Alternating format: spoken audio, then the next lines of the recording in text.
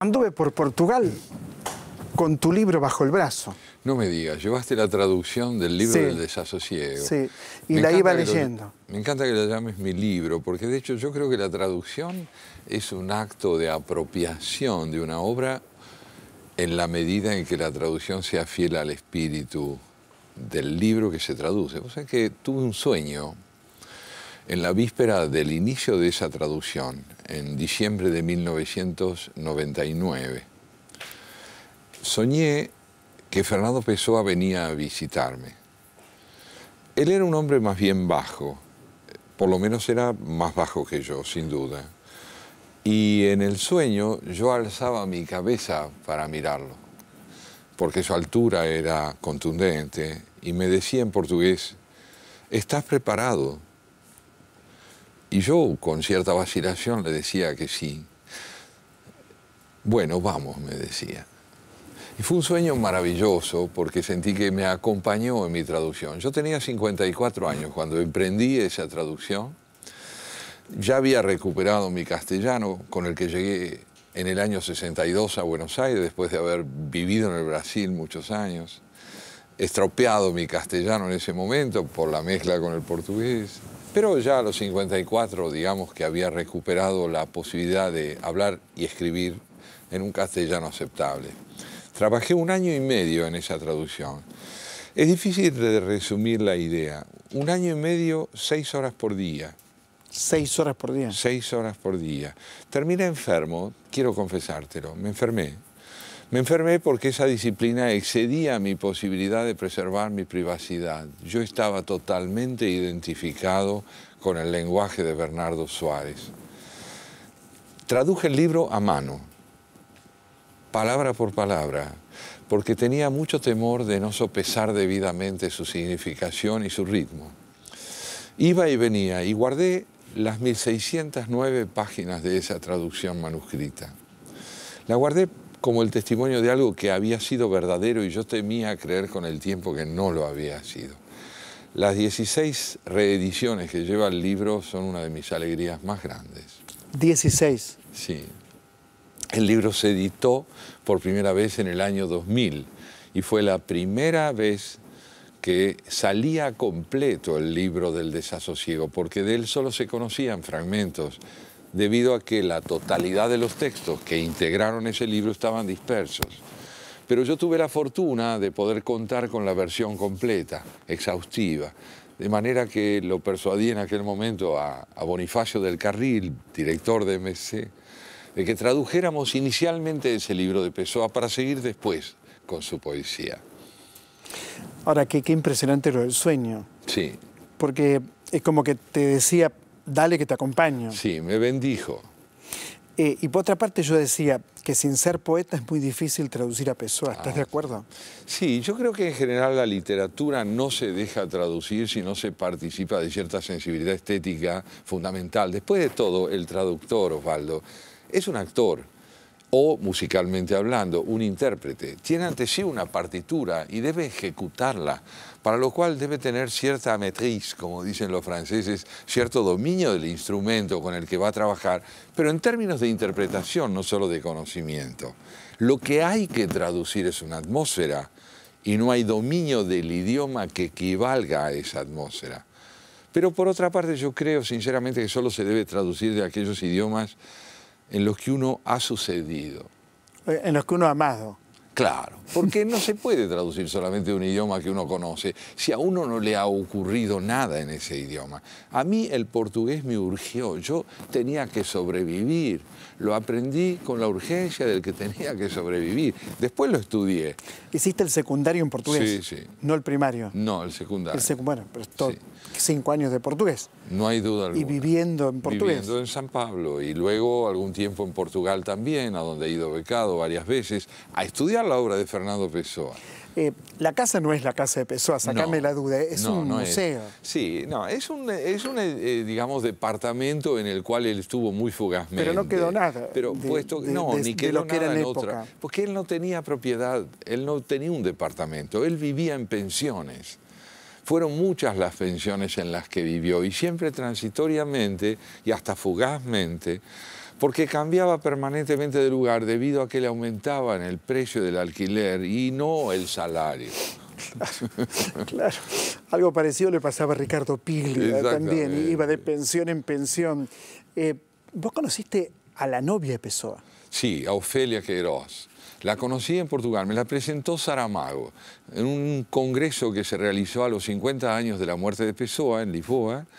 Una vez él tuvo la amabilidad de llevarme a cenar con ella.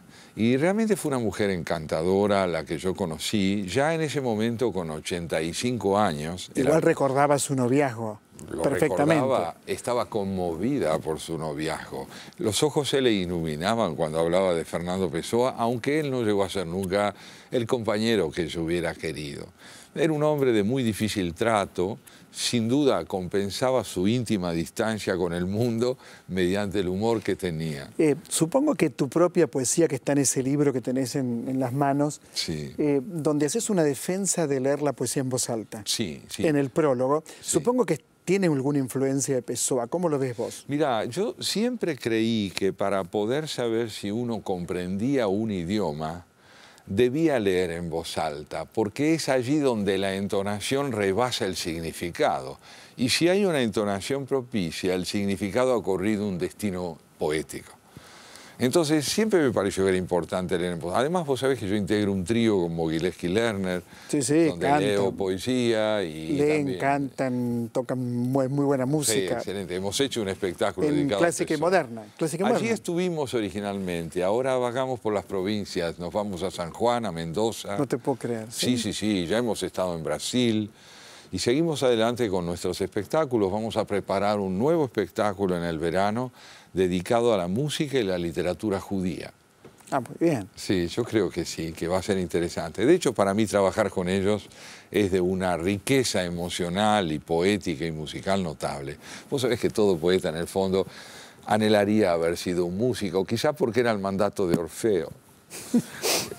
No habiendo podido serlo, yo encontré mi enorme consuelo teniendo un hijo que es músico y dos amigos que lo son también y con quienes trabajo. En este libro que tenés allí, reunís distintos libros que yo tengo por separado. Sí, los 9 libros de poesía que yo tengo y que vos tenés fueron reunidos por Planeta en este volumen, dándome a mí la oportunidad de ver toda mi trayectoria como en un espejo y de ofrecerle a la gente además las distintas reconfiguraciones tonales que va sufriendo una temática común. Yo creo realmente, como Heidegger lo dice respecto del filósofo, dice, el pensador es pensador de una sola idea. Yo creo que el poeta es también alguien que golpea a la puerta de mil maneras, a una misma puerta, a una misma puerta, a una misma puerta, y va reconformando en tonos distintos, en modalidades de enunciación distinta, una problemática que lo obsesiona. Te queremos escuchar. ¿Cómo no? Yo les voy a leer entonces a vos, en primer término, un poema que se titula Líricos urbanos. De ventanas y poco más vivimos los líricos urbanos. Nada de cielos, rápidas aguas claras, o verde tierra extensa mecida por el viento. Solo turbios vecinos, cuerpos lejanos, brumosos cuartos revueltos. Ciegos como peces de fondo que desconocen la luz, así nosotros, los líricos urbanos, no empleamos los ojos para ver, sino como ventosas para atrapar migas de una mesa, lo fugaz, una apariencia, palabras inaudibles que luego, con avidez, cargamos ventanas adentro y roemos y hurgamos y volvemos a roer para arrancarles algo, un jugo, un latido que presumimos podría salvarnos, decir de nosotros eso que de otro modo nos hundiría en lo mudo, en lo inacible, en lo cerrado. Otro. Ya, ahora pedimos más. Bueno, vamos a hacer una hinchada acá para... Acá hay un poema que se llama Café Le Pont. El Café Le Pont. Sí, estaba ahí en Montevideo y Juncal, pero ahora se transformó en otro café. En aquella época que yo lo frecuentaba todavía se llamaba Le Pont. Claro, ibas todos los días al Café Le Pont. Claro que sí, lo leí en otro libro. Ibas todos los días al Café Le Pont en la mañana. Claro, y allí me instalaba a trabajar. ¿Y el mozo te conocía? Sí, también me conocía, que me dejaba tranquilo. Y no te molestaba. No, me traía un café sin abrir la boca, era encantador. El Café Le Pont dice así: debo haber envejecido. Me conmueve una minúscula semilla de tomate perdida entre las migas de mi mesa de café. Desorienta al sentir esta emoción suscitada por una semilla de tomate. Supuse siempre que serían grandes temas los que en mí despertarían el aliento del poema. Cuestiones que importaran a todos los hombres, cuestiones de fondo, sustanciosas. Pero no, es una pequeña semilla de tomate lo que ahora me llama, húmeda y sola sobre la mesa de mármol donde acabo de comer. Allí está. Algún fulgor despide todavía y pronto morirá. Allí está, perdida para siempre y sin embargo viva todavía. Nada tiene de bella, solo es real. Allí está, como una bruma a través de la que alcanzo de algún modo a adivinarme. Aquí estoy. Sin duda, soy un hombre hermanado a una semilla de tomate, a una semilla única, viva aún, irrepetible, infinita, entre las migas de mi mesa de café. ¿Lo escribiste en el café? No. Sí. Ahí surgió el borrador. Luego viene la tarea que consiste en hacerle creer al lector que esto es espontáneo. Pero originalmente el poema nació allí. De hecho, la visión de la amiga, de la semilla de tomate la tuve allí.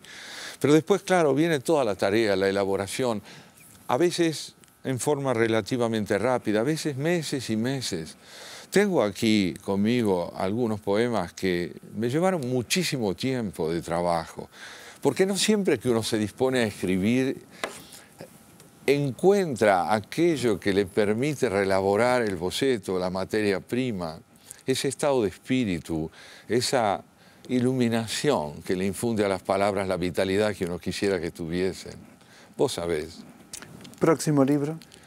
Mira, este libro es una recopilación. Mientras lo preparaba y mientras se aprontaba su publicación, yo trabajaba en un nuevo libro de ensayos y en un nuevo libro de poemas.